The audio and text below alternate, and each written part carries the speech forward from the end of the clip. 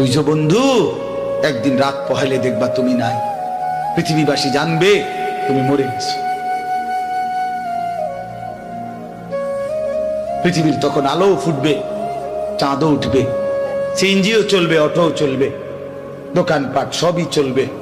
এই পৃথিবীর হই হুল্লুর হুলুস্থুল ব্যস্ততা, ধোকাবাজ এই দুনিয়া, কেউ থামবে না, শুধু তোমারে কবরে পাঠায়। ধোকাবাজ এই দুনিয়া প্রতারক, এই দুনিয়া কেউ থামে না। সামনের সিএনজি অ্যাক্সিডেন্ট করলো, পিছনের সিএনজি থামে না, ছাড়ি দিয়ে জায়গা।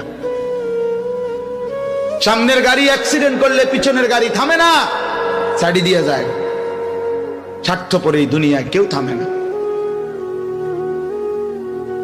হ্যাঁ, বাপরে দাফন কইরা এই সন্তান, এই বউ বাচ্চারাই আবার এসার পরে ওই দিনকেই ভাত খায়, তাই না? পেট বইরা খায়, লগের ঘরের থেকে আর আইন্দা আনছে, এরা ঠিকই পেট ভরে খায়। তো ওরা না কাঁদলো বিকালে, ওরা না দুপুরে কাঁদলো, কোন ভাত খায় খা।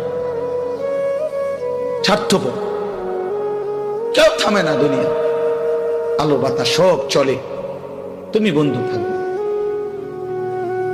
আল্লাহকুমুত তাকাসুর হাত্তা যুরতুমুল মাকাবির। আল্লাহ বলছে, বান্দা আখিরাত ভুলে গেলা, দুনিয়ায় ডুবে গেলা, তবে মনে রেখো হাত্তা যুরতুমুল মাকাবির, এরই মাঝে কিন্তু একদিন কবরস্থানেই পৌঁছে যাবে। হ্যাঁ, কই পৌঁছে যাইবা? তোমরা কবরস্থান দেখো নাই ভাইয়া? কাল্লা সাউফা তা'লামুন। আল্লাহ বলে, কবরে আসলেই আমি বুঝাই দেব বান্দা আমার নাফরমানির শাস্তি কেমন। সুম্মা কাল্লা সাউফা তা'লামুন। আবার নাফরমান হাসরের ময়দানে আসলে আমি আবার বুঝাই দেব আমার অবাধ্যতার শাস্তিটা কি। একবার বুঝাবো কবরে।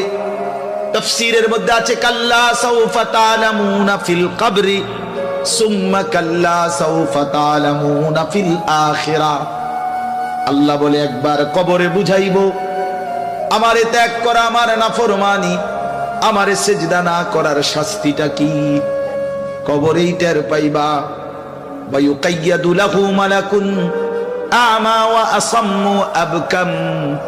নবী বলেন, নাফরমানের কবরে এমন একজন ফেরেশতা পাঠানো হবে, যেই ফেরেশতা অন্ধ, বোবা, বধির, চোখেও দেখে না, কানে